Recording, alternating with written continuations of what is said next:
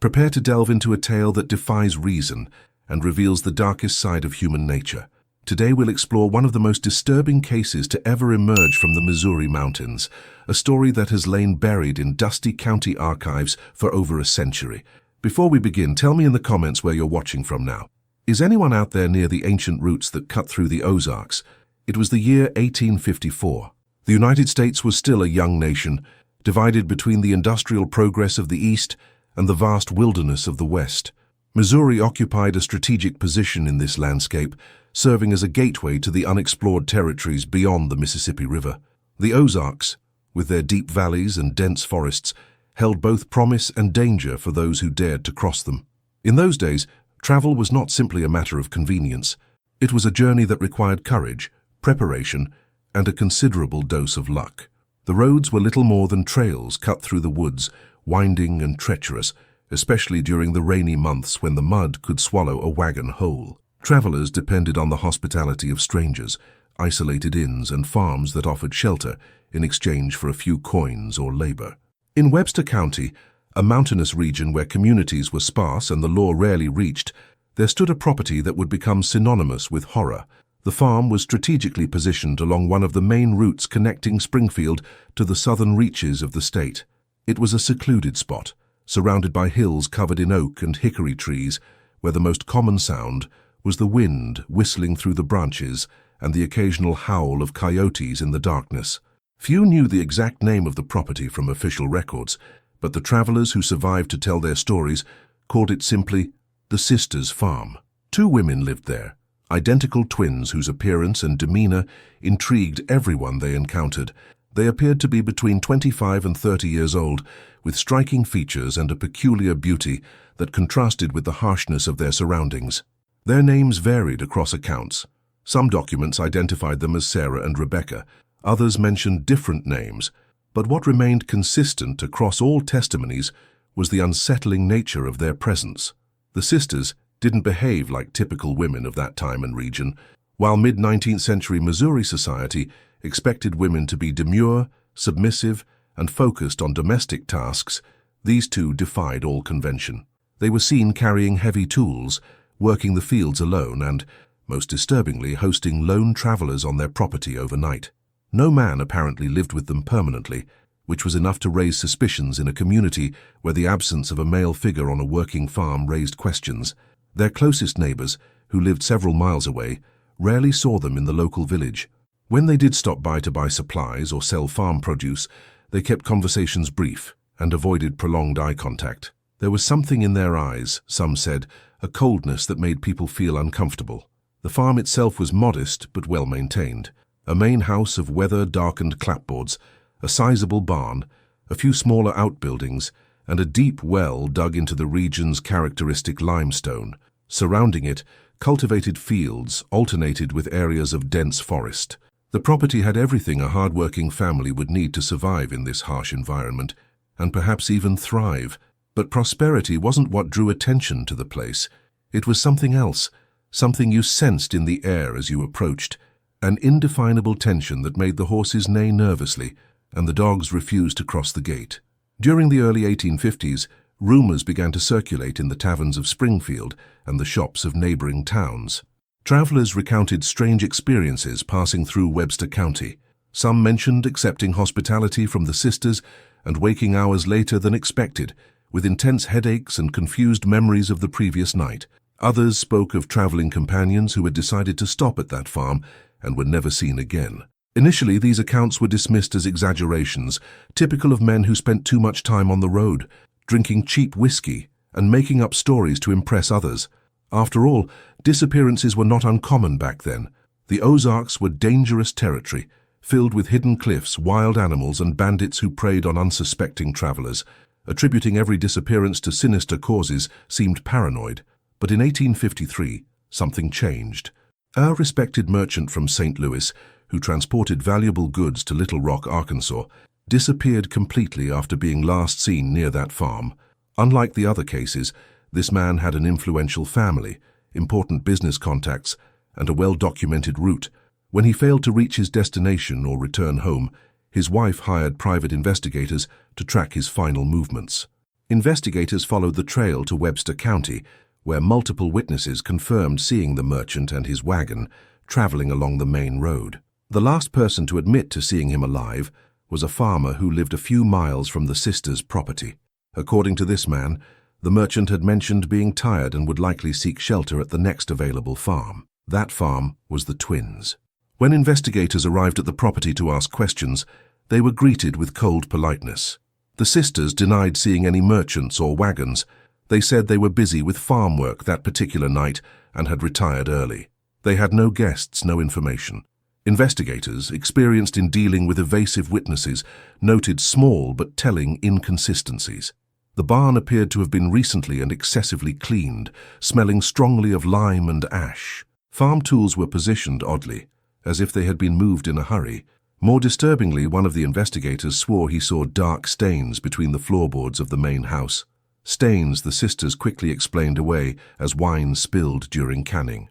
Without concrete evidence and facing resistance from the twins themselves, who insisted on their innocence with disconcerting calm, investigators were unable to make headway. The case of the missing merchant remained unsolved, filed away in county records as just another mountain mystery. But the seeds of suspicion had already been planted. People began connecting dots that had previously seemed isolated. How many travelers had actually disappeared in this region over the years? How many families had waited in vain for the return of parents, siblings, and children who had simply vanished on the Missouri roads? We look back through the tunnel of time and see only fragments, pieces of a much larger narrative written in blood and silence in the forgotten mountains of a country still finding its identity. What really happened on that isolated farm, under the shared roof of two women who defied all social expectations of their time? This is just the first layer of a mystery that will deepen in ways you may not have imagined. The months following the disappearance of the St. Louis merchant brought a subtle but noticeable shift in the atmosphere of Webster County. Conversations at Sunday churches, local markets, and community gatherings began to include veiled references to that isolated farm. No one openly accused the sisters of any crime, but the unease was palpable. In a society where reputation meant everything, and where a neighbor's word could determine your fate, these two women already bore an invisible mark that separated them from the rest of the community.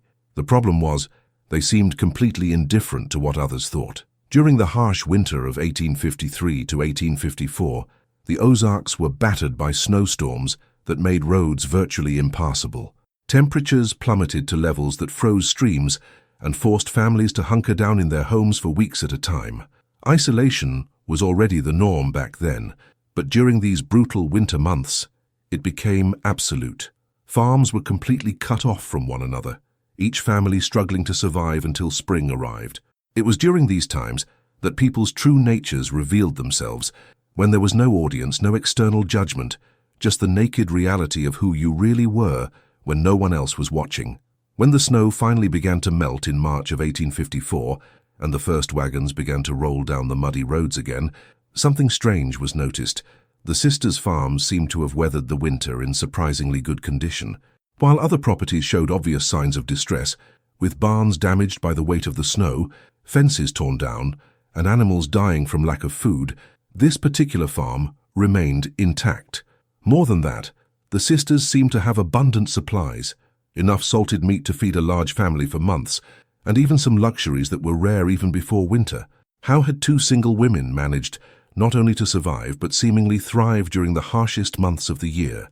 A traveling Methodist minister, a middle-aged man who traveled through the southern counties of Missouri, offering religious services to isolated communities, visited the farm in mid-April. Reverend Thomas Whitmore, whose name appears in numerous documents from the time, was known for his dedication to reaching even the most distant souls. He genuinely believed that all people deserved spiritual guidance, regardless of their location or reputation. When he arrived at the sisters' property, he was greeted with a hospitality he later described as excessively cordial, almost performative. The twins insisted he stay for dinner and the night, as the next farm was many miles away and the sun was already beginning to set. The Reverend accepted, grateful for the generosity. During dinner, he attempted to discuss spiritual matters, offering words of comfort and asking if the sisters would like to attend a service he would hold in the nearest village the following Sunday. They listened politely, responded in monosyllables, and maintained smiles that didn't reach their eyes. The pastor noticed details that made him uneasy. The house was too clean, organized with an almost obsessive precision. There were no photographs on the walls, no personal objects indicating family history, not a single Bible in sight. For a religious man accustomed to seeing symbols of faith in practically every home he visited, this absence was disconcerting. During the night, Reverend Whitmore was accommodated in a small room on the second floor of the house. He later reported having difficulty sleeping, not due to physical discomfort, but due to a persistent feeling of being watched. Around midnight, he awoke thirsty and went downstairs in search of water. As he passed the kitchen, he heard voices coming from the barn. It was the sisters, talking in low but agitated tones. He couldn't make out the exact words, but the nature of the conversation seemed tense, even argumentative. What would two women be doing in the barn in the middle of the night, in the middle of April, when there was no urgent harvest and no animals giving birth? The pastor considered going there to offer assistance, but something instinctive prevented him. Instead, he quietly returned to his room and locked the door from the inside. The next morning, the sisters prepared a hearty breakfast and bid the Reverend farewell with the same staged cordiality as the night before. He left, carrying with him a sense of unease he couldn't rationally explain. In the weeks that followed, Pastor Whitmore mentioned his experience to members of his congregation, always careful not to make direct accusations. He simply expressed that there was something deeply disturbing about the house, an absence of spiritual light he had rarely felt in his life of religious service. His words, coming from a respected man known for his level-headedness, added further weight to the suspicions already swirling. May of 1854 brought the full bloom of spring to the Ozarks. The trees filled with vibrant green leaves, the streams ran swiftly with meltwater, and the roads finally dried enough to allow regular travel. With the return of activity came more stories. A group of workers heading to the California goldfields stopped at a Springfield tavern and reported a strange encounter. They had camped near the sisters' farm a few nights earlier and were awakened in the early morning by sounds they described as intense digging. At dawn, they noticed fresh earth disturbed in an area behind the barn, as if something had been recently buried. When they questioned the sisters about what they were planting at this unusual time, they received evasive answers about experimental agricultural projects. The county sheriff, a man named Henry Morrison, began to face increasing pressure from concerned citizens to properly investigate the property. Morrison was a pragmatic public servant who had seen his share of crimes and tragedies during his years of service. He wasn't given to superstition or mass hysteria, but he also couldn't ignore the growing volume of reports. The problem was the lack of concrete evidence. Suspicions and feelings of unease weren't enough to obtain a search warrant, especially in an era when property rights were taken extremely seriously, and trespassing on someone's land without probable cause could result in serious legal repercussions. Morrison decided to take a different approach. Instead of confronting the sisters directly, he began investigating their backgrounds. Where had they come from? Who were their parents? How had they acquired the property? The research revealed fragmented and contradictory information. Property records showed that the farm had been purchased in 1848 by a man whose name was illegible in the deteriorated documents. This man had apparently died in 1850, and the property was transferred to the two women through a will that was never properly verified. There were no birth certificates available for them, no marriage records, and no clear family connections to other people in the area. It was as if the sisters had simply appeared out of nowhere, materializing on a farm deep in the mountains with no verifiable past or community ties. In a society where people knew not only their neighbors, but also their neighbors' neighbors, where genealogies were commonplace and where family history defined much of a person's identity, this absence of roots was more than suspicious. It was nearly impossible. Deputy Morrison shared his findings, or rather his lack of findings, with the county judge. Both agreed that something was definitely wrong, but without a specific crime to investigate, their hands were tied. Meanwhile, farm life continued its mysterious routine. The sisters were occasionally seen in nearby villages, always together, always dressed identically, always maintaining that polite but cool distance from others. They purchased unusual quantities of lime, coarse salt, and sturdy cloth, purchases that individually meant nothing, but taken together suggested preparations for something beyond normal agricultural needs. The merchants made mental notes of these transactions, adding more pieces to the puzzle no one had yet fully pieced together.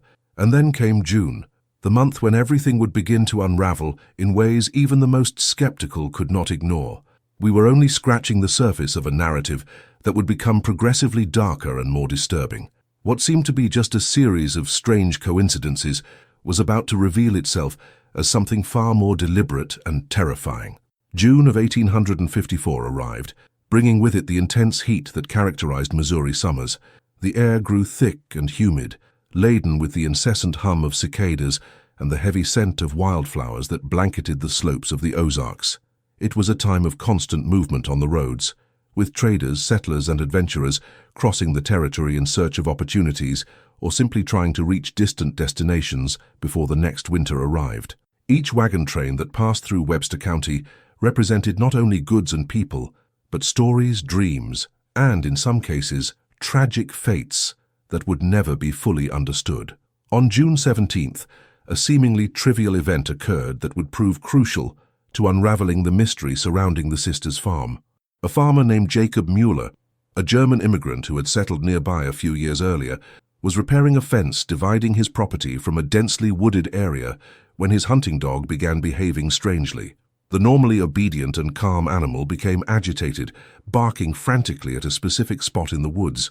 Mueller, curious and slightly concerned that it might be a bear or other dangerous animal, followed the dog to a hidden ravine among moss-covered rocks. What he found there would change everything. Partially hidden beneath decaying leaves and fallen branches were the remains of objects clearly made by human hands, fragments of rotting fabric, rusted metal buckles, scraps of leather that had once been part of saddlebags or boots. Most disturbing of all, there were bones. Mueller was no expert in anatomy, but he had raised livestock long enough to recognize the difference between animal bones and human bones. These were definitely not those of deer or wild pig. They were scattered irregularly, some partially buried, others exposed by recent erosion caused by spring rains. The German farmer, a man of Lutheran faith and strong principles, felt his stomach churn. He mentally marked the exact location and hurried back to his house, where he instructed his wife to lock all the doors and windows. Then he rode as fast as his horse would carry him to the nearest town to report his discovery to Deputy Morrison. When he arrived at the sheriff's office, he was pale and sweating, not only from the physical exertion of the ride, but also from the horror of what he had witnessed. Morrison listened to the full account, asked detailed questions about the exact location, and immediately gathered a group of trusted men to accompany him to the scene. The ravine was approximately 3 miles from the sisters' farm, almost directly through the forest. It was a remote location, rarely visited, the kind of place where something could remain hidden for years undiscovered. When the sheriff and his men arrived that afternoon, they confirmed Mueller's worst suspicions.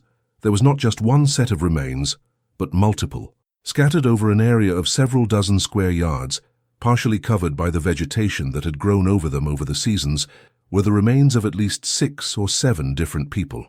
Clothing belonging to men of various ages, personal items including rusty pocket watches, pocket knives, even a small Bible with pages glued together by moisture and decay. Morrison was an experienced man, but even he felt a chill run down his spine as he processed the magnitude of what they were finding. This wasn't the result of isolated accidents or wild animal attacks. It was evidence of something systematic, deliberate, and deeply evil. He ordered his men to mark each item found and begin meticulously documenting everything. As they worked under the blazing afternoon sun, more details emerged. Some of the bones showed marks that suggested violence, fractures that couldn't have been caused by accidental falls. Other personal items indicated the victims were travelers of various backgrounds, some clearly with considerable financial resources based on the quality of their belongings. News of the discovery spread through the region with the speed of a dry prairie fire. By nightfall, virtually everyone in Webster County knew something horrific had been found in the woods. Speculation was inevitable. Who were these people? When had they died? And most importantly, who was responsible for their deaths?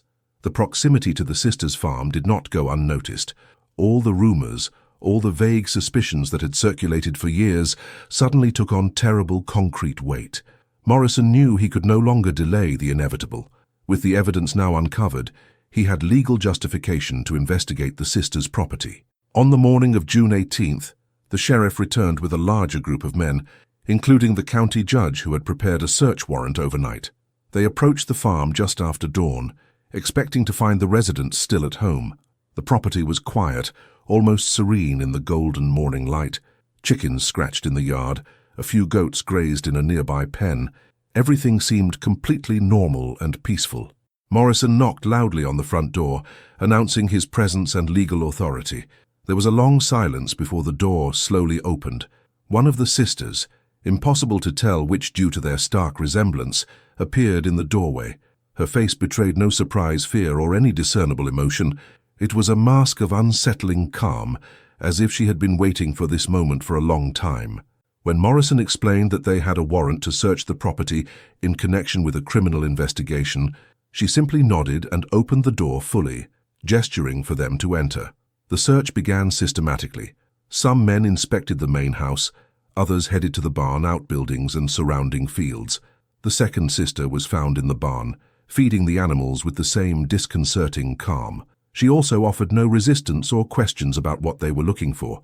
This strange passivity made the investigators even more uncomfortable. Innocent people normally reacted with indignation when their properties were invaded by authorities. They protested, demanded explanations, and defended their rights. These two women simply watched in silence like spectators of a drama in which they had no particular interest. Inside the house, investigators found the same meticulously clean environment Reverend Whitmore had described months earlier. Every surface was spotless, every object in its designated place. There was no accumulation of dust, none of the clutter common to everyday life. It was almost like a museum exhibit, not a home where people actually lived. The bedrooms on the second floor were Spartan, with beds made to military perfection and virtually no personal belongings visible. The kitchen was stocked with generous quantities of preserved food, but again everything was organized with a precision that bordered on the obsessive. It was in the barn that the first truly incriminating discoveries were made. Beneath layers of fresh hay, investigators found stains on the packed earth floor that had been covered with lime. Simple tests, using water to dissolve the lime, revealed that the stains were consistent with large amounts of blood that had been absorbed into the soil. In a hidden corner behind sacks of grain, tools lay that appeared to have been recently cleaned, but still showed residual traces of organic matter. Axes, saws, butcher knives, all carefully arranged and all potentially used for purposes far beyond normal farm work. The well also attracted attention. It was deep, carved into solid rock, and when the men lowered a lantern tied to a rope to peer inside, they saw something that made their hearts race. At the bottom, partially submerged in the dark water, was what appeared to be a trunk. How had it gotten there? Morrison ordered the well emptied, a laborious process that would take hours using buckets and human strength. Meanwhile, the search continued in other areas of the property. In the fields, especially behind the barn where the California travelers had noticed disturbed earth, the investigators began digging. They didn't have to go very deep before finding more disturbing evidence. Buried at varying depths were objects that clearly belonged to travelers. Empty saddlebags, clothes folded and bundled as if prepared for disposal, even some firearms that had been disassembled and their parts separated. It was a graveyard of belongings, each item representing a person who had passed through that farm and was never seen again. As the day wore on and more evidence accumulated, the nature of the situation became inescapable. This farmhouse wasn't simply the home of two eccentric women. It was a place where atrocities had been committed systematically, likely for years. Deputy Morrison, maintaining his professional composure despite the mounting horror, finally approached the sisters who sat on the porch, observing all the activity with that unnatural calm. It was time to ask direct questions and get the answers the community desperately needed. The afternoon of June 18th wore on slowly as the digging and search continued under the relentless Missouri sun. Deputy Morrison stood before the two sisters, who sat in wooden chairs on the porch, their postures identical, their expressions equally devoid of emotion. He had interrogated criminals throughout his career, men who had committed murder out of rage, greed, or desperation, but he had never encountered anything like this. The absolute coldness in these women's eyes was unlike anything he had ever witnessed.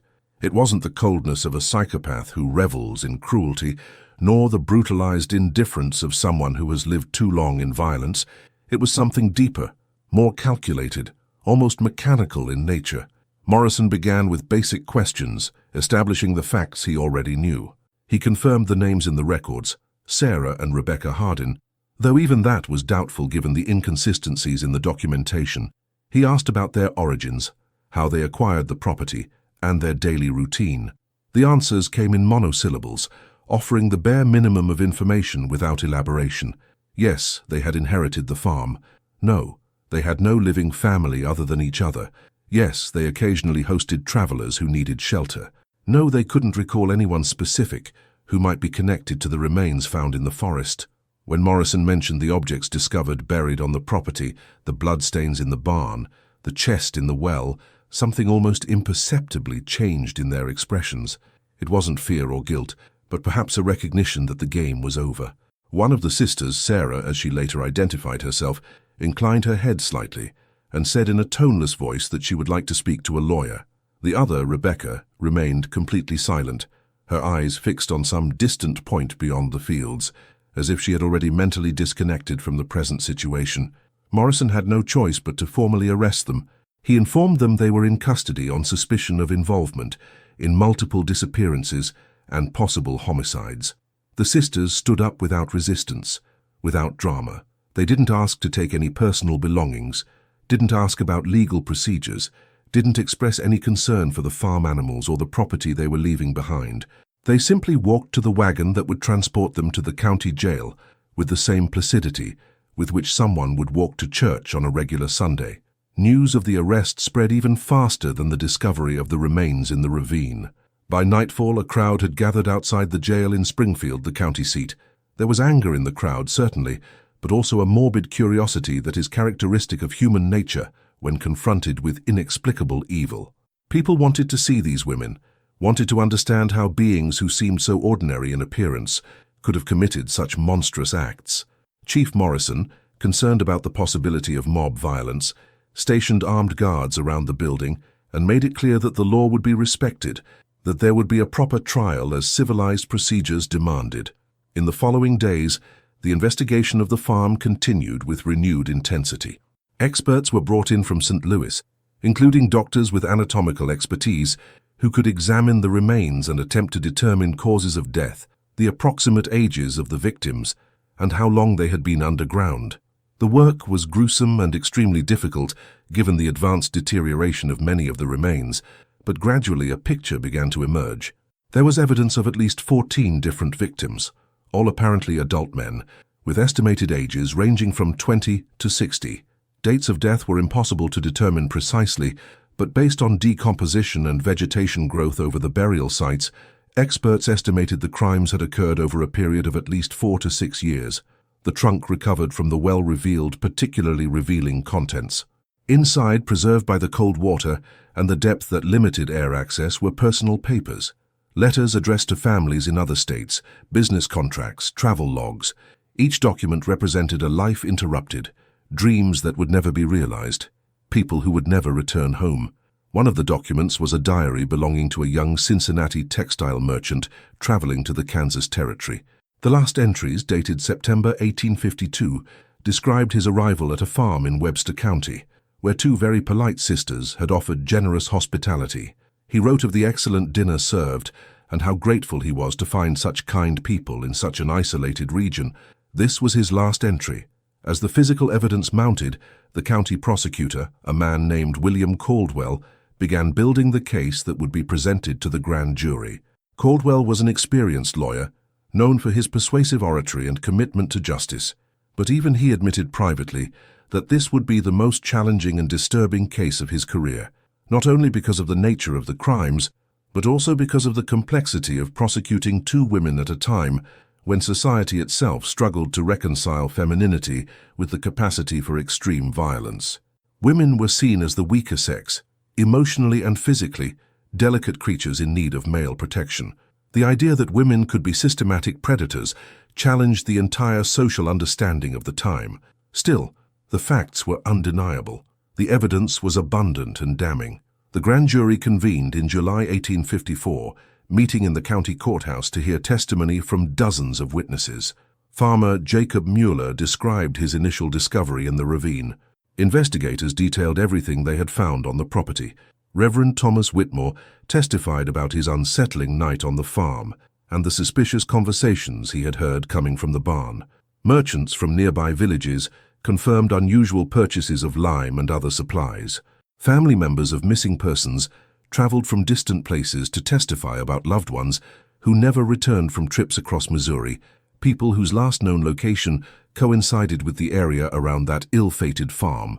Throughout this process, Sarah and Rebecca remained detained in separate cells in the county jail. They were assigned a court-appointed attorney, a young recent college graduate named Ernest Patterson, who had established his practice in Springfield just 2 years earlier. Patterson faced an impossible task. His clients refused to cooperate meaningfully. On the rare occasions they spoke to him, it was only to repeat that they had nothing to say. They offered no alternative explanations, suggested no other theories, and showed no interest in mounting a defense. It was as if they had already accepted their fate and were simply waiting for the legal system to take its inevitable course. The grand jury deliberated for less than 2 hours before returning with formal indictments. Sarah and Rebecca Hardin were indicted on 14 counts of premeditated murder, along with multiple related charges of robbery, conspiracy, and concealment of a corpse. The decision was unanimous. The trial was scheduled to begin in August, giving the prosecutor time to prepare his case and the defense an opportunity to mount some kind of argument, however flimsy. The date was announced publicly and immediately became the most anticipated event in the county's recent history. People from across the region began making plans to attend, wanting to witness in person this extraordinary moment of justice confronting incomprehensible evil. Meanwhile, the farm remained empty, its doors and windows sealed by authorities as a crime scene. But even without occupants, the place retained its sinister aura. Neighbors reported hearing strange sounds coming from the property at night, though no one dared approach after sunset. Was it simply the wind moaning through the abandoned structures and wild animals, exploring a territory now devoid of human presence? Or was there something more, some residue of the atrocities committed there that somehow lingered in the very soil? People are creatures of narrative, always searching for meaning and patterns, especially when confronted with events that challenge their understanding of how the world should work. Newspapers across Missouri and beyond began publishing stories about the case. The St. Louis Post-Dispatch sent a special reporter to cover the trial. Even Eastern newspapers, from cities like Cincinnati and Philadelphia, published articles describing the horrific crimes uncovered in the Ozarks. The press dubbed the sisters variously, sensationalist titles intended to capture the unique nature of their crimes. Some called them the Demon Sisters of the Ozarks, others the Blood Widows of Missouri, each publication competing to create the most shocking headline that would sell the most copies. But behind the sensationalism and morbid curiosity, there were genuine questions that tormented the thinking minds of that society. How had 2 women managed to physically dominate multiple adult men? What method had they used? Poison for dinner, coordinated ambushes, and perhaps the most disturbing question of all, why? What motivation could drive human beings to transform their homes into a slaughterhouse, the routine of hospitality into a ritual of murder? Material greed was the most obvious explanation. The victim's stolen belongings certainly had value. But was there something more? Some deeper psychological pathology that the medicine of the time had no words to describe? These questions would remain unanswered for the time being, awaiting the judgment that promised to reveal, if not all the truths, at least enough fragments to begin to understand the incomprehensible. August of 1854 arrived, bringing a sweltering heat that turned the Webster County Courthouse into a furnace during the day. Despite the discomfort, hundreds of people crowded outside the building from before dawn, vying for the limited seats available in the public gallery. The trial of Sarah and Rebecca Hardin had become the most significant event in that community's living memory, attracting not only local residents, but also curious onlookers from neighboring counties, journalists from distant cities, and even scholars of human behavior who traveled hundreds of miles to witness this extraordinary case. The judge presiding over the case was the Honorable Marcus Thaddeus Crane, a veteran judge with over 20 years of experience in the Missouri judiciary.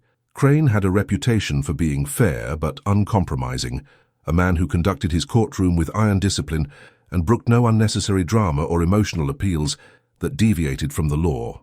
He had made it clear in preliminary hearings that this trial would be conducted with proper decorum, regardless of the sensational nature of the crimes. There would be no circus, no turning of justice into a spectacle to satisfy the public's thirst for morbid entertainment. On the morning of August 1st, court convened. The sisters were brought from the jail through a side entrance, avoiding the hostile crowd that gathered in front of the building. They wore simple dresses of dark fabric, their hair tied in identical buns, their expressions maintaining the same unsettling neutrality that had characterized their demeanor since their arrest. As they sat beside their attorney, Ernest Patterson, at the defense table, they didn't look at the packed gallery, showing no recognition of the gravity of the situation they faced. It was as if they were watching a proceeding that had no real connection to their lives. Prosecutor William Caldwell rose to deliver his opening statement. He was a man of average height, but impressive presence, with a deep voice that carried natural authority. Caldwell began by painting a picture of the region in 1850, describing the dangerous roads, the travelers' dependence on the kindness of strangers, the vulnerability of those traversing isolated territories. He spoke of how hospitality was considered a sacred virtue in that frontier society, how offering shelter to a weary traveler was seen not only as a courtesy, but as a moral obligation. And then, with calculated timing, he described how those two women had perverted this sacred tradition, turning it into a death trap. Caldwell presented a timeline of disappearances, beginning with the first vague cases in 1850 and progressing to the disappearance of the St. Louis merchant in 1853. He described the discovery in the ravine, the objects buried on the farm, the chest in the well with its revealing documents. His voice rose and fell dramatically as he detailed each piece of evidence, constructing a narrative of systematic predation that had occurred for years while the community remained unaware of the horror in its midst. When he finished his opening statement 40 minutes later, the silence in the courtroom was absolute.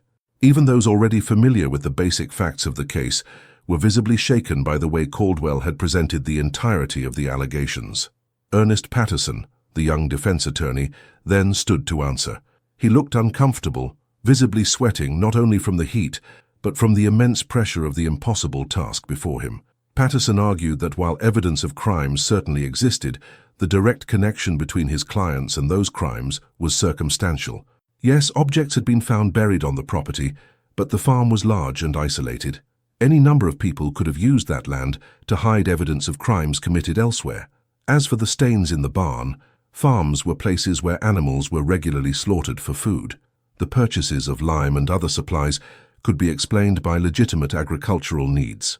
Patterson spoke for less than 15 minutes, his argument sounding weak even to his own ears, but he was doing the best he could with the impossible defense he had been entrusted with. Testimony began immediately after the opening statements. Caldwell called Jacob Mueller as his first witness. The German farmer, clearly nervous about being in the spotlight, described in detail his discovery in the ravine.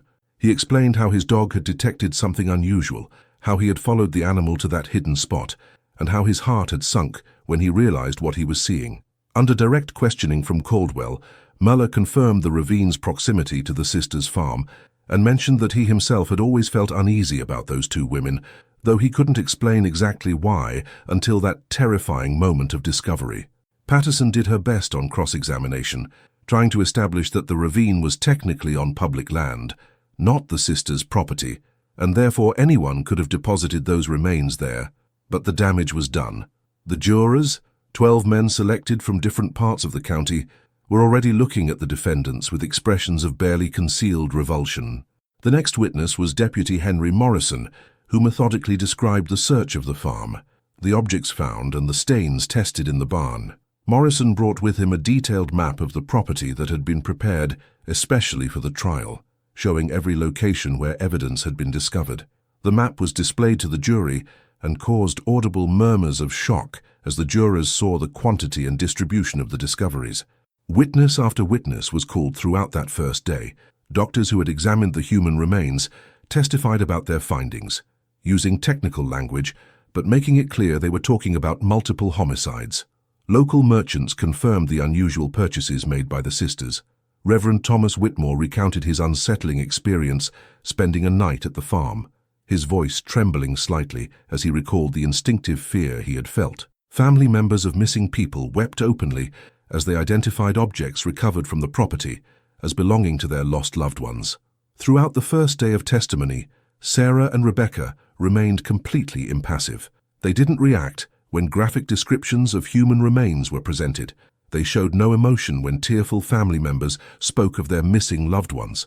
They didn't consult with their lawyer or take notes. They simply sat there side by side, their hands folded identically in their laps, their faces empty of any recognizable emotion. This lack of normal human reaction was perhaps more disturbing to observers than any display of remorse or defiance would have been. They were like automatons clothed in human flesh, physically present but somehow fundamentally absent. The second day of the trial brought even more damning testimony. Caldwell presented the documents recovered from the trunk in the well, each carefully preserved and identified. The young cloth merchant's diary was read aloud to the court, its innocent words about kind hospitality taking on a sinister meaning in light of what they knew had happened to him.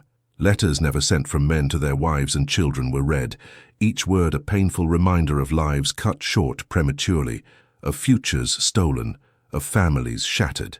A particularly dramatic moment occurred when Caldwell called an unexpected witness. A man named Thomas Redding, who had briefly worked as a hired hand on the sisters' farm during the fall of 1852, explained that he had been hired to help with the harvest and had been housed in a small outbuilding on the property for 3 weeks. During this time, he witnessed strange behavior. The sisters would often go out at night with flashlights, walking into the woods and returning hours later. On one occasion, he heard sounds of a heated argument coming from the main house, though he could not make out specific words. More disturbing, he noticed stains of what appeared to be blood on one of the sisters' clothes one morning. Stains she vaguely explained as the result of slaughtering a chicken, although Redding had not seen any chickens being prepared that day. Redding admitted under questioning that at the time he had rationalized these observations, not wanting to create trouble or lose the work he desperately needed. But after news of the crimes emerged, he acknowledged that he had witnessed evidence of something deeply wrong and felt morally compelled to come forward. His testimony was circumstantial, but it added another layer to the narrative Caldwell was constructing, a narrative of suspicious activity persisting for years. Patterson tried to discredit Redding, suggesting he was fabricating or exaggerating memories after the fact, influenced by the publicity surrounding the case. But the worker steadfastly maintained his testimony, insisting he was merely reporting what he had seen and that his conscience would not allow him to remain silent. The jury seemed to believe him, their heads nodding in agreement as he spoke. At the end of the second day, Caldwell announced that he was nearly finished presenting his evidence. He had only a few more witnesses to call the following day, including final experts and rebuttal witnesses. The defense would then have its opportunity to present its case, though everyone in the courtroom wondered what exactly Patterson could present that would turn the overwhelming tide of evidence against his clients. That night, as Springfield fell asleep in the oppressive August heat, conversations in every home, tavern, and boarding house revolved around the same topic. The consensus was virtually universal.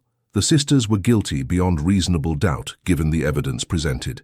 The only real question remaining was what the sentence would be. Missouri allowed the death penalty for premeditated murder, but executing women was extremely rare. Would the jury and judge have the courage to impose the maximum sentence regardless of the defendant's gender? Or was society still too stuck in its notions of femininity to truly treat women as equally responsible for the worst crimes imaginable? The third day of the trial began with an atmosphere charged with tension and anticipation. The August heat hadn't abated, and the courtroom felt even more stuffy with the eager crowd filling every available inch of space. Prosecutor William Caldwell stood with the confidence of someone who knows his case is solidly built, ready to present his final witnesses before turning the floor over to the defense. He called to the stand a criminal investigation expert from St. Louis, a man who had worked on complex cases in both urban and rural areas for over 15 years. This expert, whose name appears in the records as Jonathan Pierce, had meticulously examined all the evidence collected from the farm and the ravine. Pierce testified with clinical authority about the patterns he had identified. The victims, all men traveling alone or in small groups of 2, shared common characteristics. They were individuals of modest to substantial financial means, carrying goods or cash that would justify the risk of a crime. The recovered objects suggested that the deaths had occurred on the sisters' property, likely in the house or barn, before the bodies were transported to disposal sites. The absence of defensive marks on many of the bones examined suggested that the victims may have been incapacitated before being killed, possibly through substances administered in their food or drink. This theory would explain how two women could have overpowered physically stronger men. Pierce also discussed the logistics of the crimes. He estimated that each murder required careful planning, coordinated execution between the two sisters, and meticulous disposal of evidence. The obsessive house cleaning that multiple witnesses had described was not only characteristic of organized personalities, but also a practical necessity to remove traces of crime. The extensive use of lime, both in the barn and at the burial sites, demonstrated knowledge of decomposition and a deliberate attempt to accelerate the process while controlling odors that might attract attention. Everything pointed to a systematic and premeditated operation that had operated with frightening success for years. When Caldwell finished with Pierce and offered the witness for cross-examination, Patterson declined to ask extensive questions. He knew that any attempt to challenge the expert's analysis would likely only reinforce the most damaging points for his clients.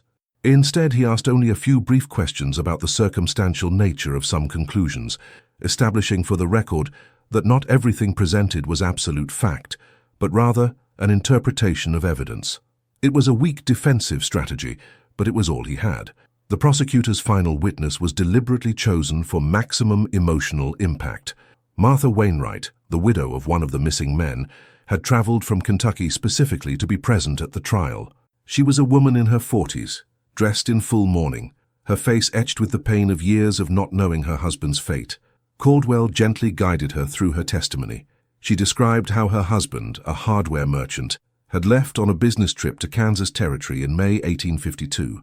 He had written regular letters during the first few weeks of the trip, documenting his progress through Missouri. The last letter she had received mentioned that he was approaching Springfield and expected to conclude his business within a few more weeks before returning home. He never returned. No further letters arrived. Martha waited weeks, then months, before finally accepting that something terrible had happened. She spent all her savings hiring investigators who found nothing. She lived for 2 years in agonizing uncertainty, oscillating between the irrational hope that he was still alive somewhere and the gradual acceptance that he was probably dead. When news of the crimes uncovered in Webster County reached Kentucky, she knew immediately she had to come. And when she was shown a pocket watch recovered from the property, engraved with her husband's initials, she finally had confirmation of what her heart had known for so long. Martha wept openly as she held that clock on the dais. They weren't dramatic tears of anger or revenge, but silent, deep tears of finally acknowledged grief. She looked directly at Sarah and Rebecca for the first time, her voice breaking as she quietly asked why they had taken his life, why they had destroyed his family, why they had left their 3 children to grow up without a father. The sisters didn't answer, of course. They weren't being cross-examined, but their complete lack of reaction to that genuine human pain was perhaps the most powerful condemnation of all. Even the most stoic members of the jury were seen wiping their eyes as Martha was helped down from the dais. With Martha Wainwright's testimony, the prosecutor rested his case. Caldwell stood and solemnly declared that the people of Missouri had presented more than sufficient evidence to prove beyond a reasonable doubt that Sarah and Rebecca Hardin had committed multiple premeditated murders, motivated by material greed. He sat with the visible satisfaction of someone who had performed his duty with exceptional skill. Now it was the defense's turn to present its case, and all eyes turned to Ernest Patterson, curious as to what he could possibly do to save his clients. Patterson stood slowly, adjusting his papers with slightly trembling hands. He had spent the last few weeks in mental agony, knowing he was defending the guilty, knowing his professional duty demanded he do his best despite this. He announced that the defense would call only 2 witnesses. The first was a local doctor who would testify about the limited physical capacity of women to commit the crimes described. The second would be himself placing only one of the sisters on the stand, a risky but necessary decision given the complete absence of any other defensible strategy. The physician, Dr. Harold Simmons, was called first. Patterson led him through testimony about the physiological differences between men and women, emphasizing that women generally possess less physical strength and would be unable to overpower healthy adult men in direct confrontation. Simmons agreed with these generalities, but was forced to admit under cross-examination by Caldwell that toxic or sedative substances could easily even out any physical disparity, and that two people working in coordination would have a significant advantage over a lone, unsuspecting victim. The testimony ultimately bolstered the prosecutor's case more than it helped the defense. Then came the moment everyone had been waiting for with morbid fascination. Patterson announced that he would call Sarah Hardin to the stand. A murmur ran through the courtroom as Sarah rose and walked calmly to the witness stand. She was instructed to place her hand on the Bible and swear to tell the truth. Her voice as she took the oath was clear but devoid of emotion, the words sounding mechanical in her mouth. Patterson began with basic questions, establishing her personal history. Sarah replied that she and Rebecca had been born in Tennessee, that their parents had died when they were young, and that they had moved to Missouri seeking a new life away from painful memories. When Patterson asked her directly if she had killed anyone, Sarah paused for a long moment. The silence in the courtroom was absolute, everyone present holding their breath. Finally, in the same flat, expressionless voice, she replied, "We did what was necessary to survive." The ambiguous answer caused an immediate uproar. Judge Crane banged his gavel for order, but the damage was done. Sarah hadn't denied the crimes, but neither had she explicitly confessed. It was something worse, a veiled admission that suggested perverse justification rather than remorse. Patterson, realizing he was losing control of the situation, tried to reframe it. He asked if she understood the gravity of the charges against her. If she understood, she could face the death penalty. Sarah simply looked at him with those empty eyes and said, "Everyone dies eventually. Death doesn't scare me." Patterson asked a few more desperate questions, trying to extract something, anything, that would humanize his client in the eyes of the jury. But Sarah remained cold and distant, answering questions with minimal brevity and never offering any explanation or expression of regret. Then it was Caldwell's turn to cross-examine. He approached Sarah cautiously, like someone approaching a dangerous animal. His first questions were direct. How many travelers had stopped at her farm over the years? Sarah replied that she didn't keep count. Many had passed through. How many of those travelers had left the property alive? She didn't answer, simply staring at the prosecutor blankly. Caldwell pressed, rephrasing the question in multiple ways, but Sarah had retreated into complete silence. No matter how he asked, she offered no further answers. Frustrated but satisfied that he had demonstrated her refusal to deny the crimes directly, Caldwell finally dismissed the witness. Sarah returned to her seat next to Rebecca, and the two exchanged a brief look that no one could interpret. Patterson then announced that the defense had no more witnesses and concluded his presentation. It was an abrupt and unsatisfying ending, but there was nothing more he could do. The facts were the facts, and no amount of legal eloquence could change the reality of what had been discovered on that farm. Judge Crane announced that closing arguments would be presented the following day, followed by jury instructions and deliberation. He dismissed the court until the following morning, reminding everyone that the jury was under strict orders not to discuss the case with anyone and to avoid any exposure to public opinion about the trial. As the courtroom emptied, conversations erupted from every corner. Sarah's testimony had been the most disturbing of all, not for what she said, but for what it revealed about her fundamental nature. There was no humanity there, no spark of empathy or recognizable conscience. That night, Sheriff Morrison increased security around the jail where the sisters were being held. There was growing concern that an angry mob might attempt to take justice into their own hands before the official verdict was handed down. Emotions were high, anger was palpable, and in a community where the law was still relatively new and fragile, there was always a risk that primitive impulses of revenge would override civilized processes. Morrison was determined to ensure that, regardless of the outcome, justice would be served through legitimate means and not through mob violence that would tarnish the very community he sought to protect. The morning of the fourth day of the trial dawned with cloudy skies and a heavy air that promised a storm. It was as if nature itself recognized the weight of the approaching moment. The courtroom was even more crowded than on previous days, with people thronging even the outer corridors, all eager to witness the conclusion of this extraordinary case. Prosecutor William Caldwell would be the first to present his closing argument, and he had spent the entire night preparing words that would do justice to the gravity of the crimes and the memory of the victims. Caldwell stood before the jury with a solemn expression. He began by recalling each piece of evidence presented during the trial, weaving a coherent and devastating narrative. He described how innocent travelers had accepted hospitality offered by these two women, trusting in the sacred tradition of mutual aid that defined frontier society. This trust, this basic human vulnerability, had been transformed into a deadly weapon. The men entered this house expecting safety and rest, and instead found poison in their food, betrayal in every gesture of false kindness, and death at the hands of hostesses who saw them not as human beings, but as opportunities for profit. The prosecutor spoke for over an hour, his voice alternating between controlled indignation and genuine compassion for the victims and their families. He held up the pocket watch that had belonged to Martha Wainwright's husband, letting it swing slowly, as he reminded the jury that each object recovered from that cursed farm represented a life stolen, a future destroyed, a family shattered. He specifically mentioned the young shopkeeper, whose diary had documented his last night alive, writing about the kindness of strangers hours before he was murdered by those same people. Caldwell painted a picture of calculated predation that had occurred not once or twice in a moment of desperation, but repeatedly over the years, demonstrating not just cruelty, but a pattern of behavior that revealed something deeply broken in the defendant's moral core. When he finally concluded, Caldwell looked directly at each member of the jury and said firmly, "Gentlemen, you have before you the heaviest responsibility any citizen can bear.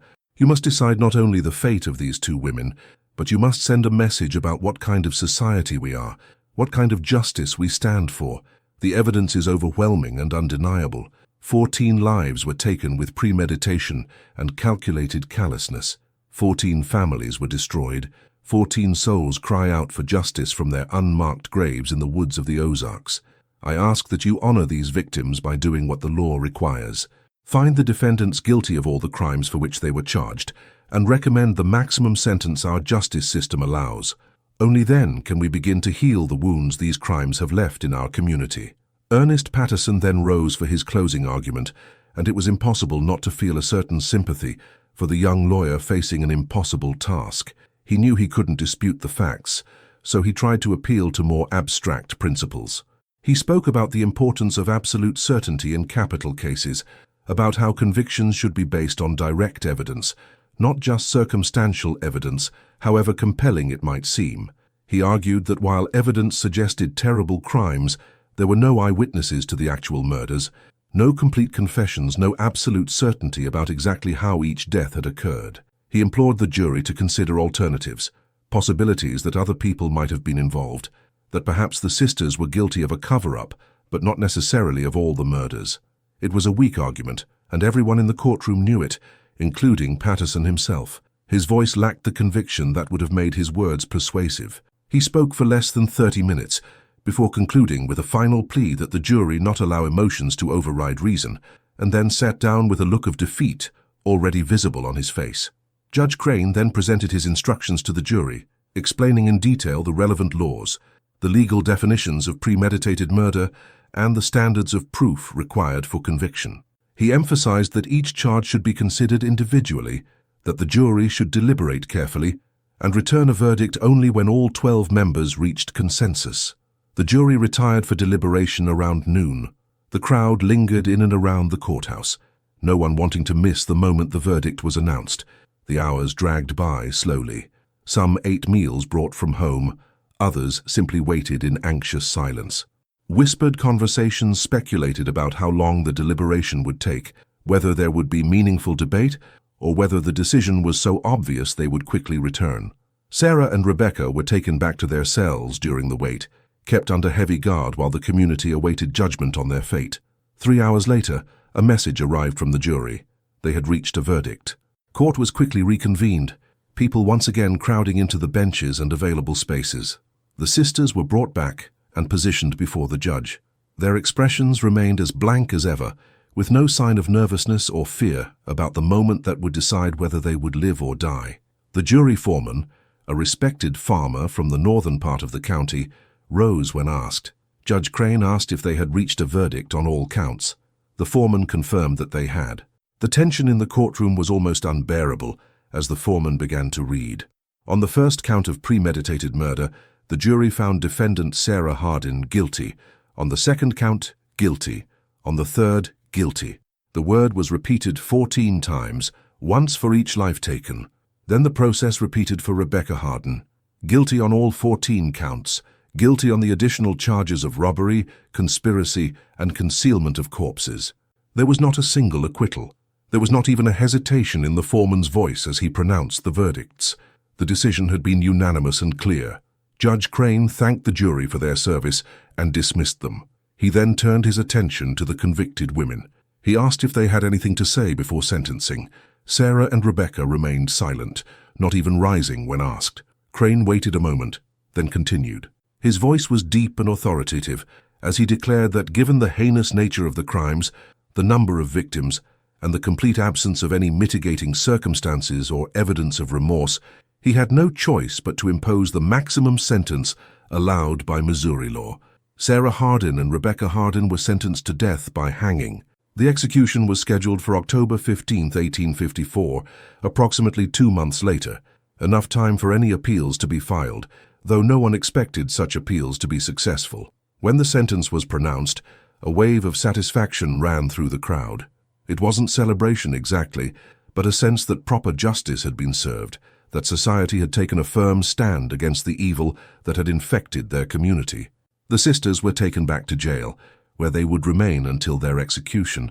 Over the following weeks, multiple religious representatives attempted to visit them, seeking to offer spiritual comfort or extract confessions that might bring closure to the victims' families.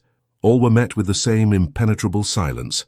Sarah and Rebecca did not plead for clemency, did not seek divine absolution, did not offer explanations or justifications for their actions.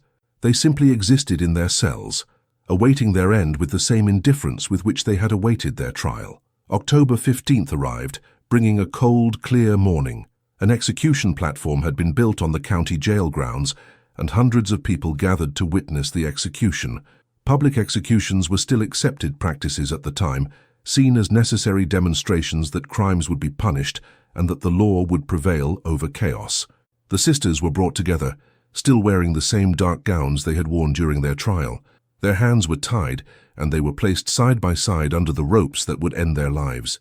The sheriff, overseeing the execution, asked if they had any last words. Sarah looked at the gathered crowd and said simply, "Do what you must." Rebecca said nothing, her eyes fixed on some distant point beyond the people, beyond the mountains, perhaps seeing something no one else could see. Hoods were placed over their heads.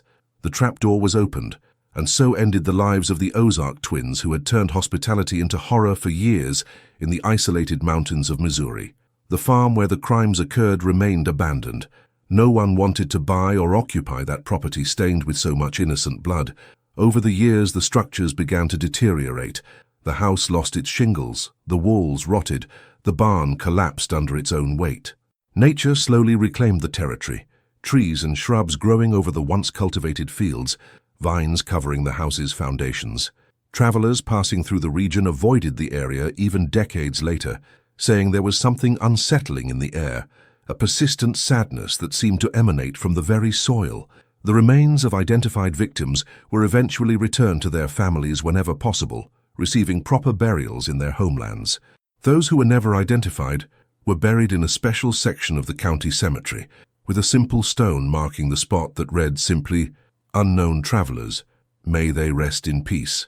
It's a somber reminder that not all stories have satisfying endings, that not all questions have answers, and that sometimes evil exists without explanation or justification that our minds can truly comprehend. We look back across the distance of more than a century and a half and see that case not merely as an isolated tragedy, but as a window into a time when the boundaries between civilization and savagery were far more tenuous than we care to admit.